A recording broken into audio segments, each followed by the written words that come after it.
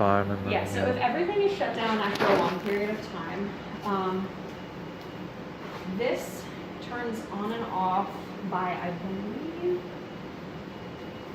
if I have to follow the cords here. This turns on and off by this box. Okay. So there's a switch on it. If you were to restart everything, you could just, to get it stabilized, the biggest thing that you need to do is get the pump working. So you would turn it on and you would put the flow rate up to like 1 mil per minute. The back pressure should be consistent with what's in this notebook. So generally at 1 mil per minute, it's around like 30. If you do want to run it at a higher flow rate, it could be up to like 42 to 45 is pretty normal. If you get anything that's like crazy high, there's a blockage and it needs to be just pushed through.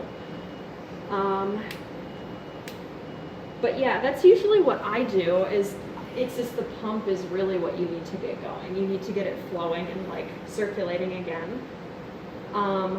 After a long time also, sometimes I will, well, it depends. It depends how high the THF level is, but I always try to refill it with new THF just in case, like, these are uninhibited. So it's like over time, I don't know exactly what's going to be in there. Do you know what I mean?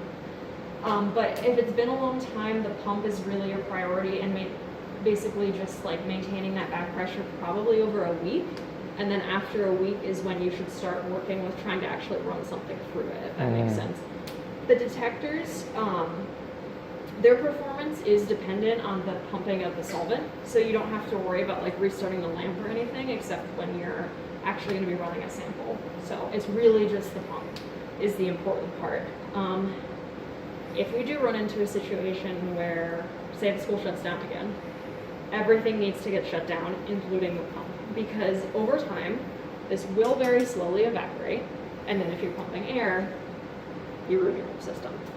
So just something to remember, if it happens again, it sucks, but this has to get turned off. And it can just be like start-stop here. It doesn't actually have to be unplugged, but that's probably the most important thing, is making sure it's not going to be pumping air over any particular time. Does that answer your question? Okay. So how would you shut down everything briefly?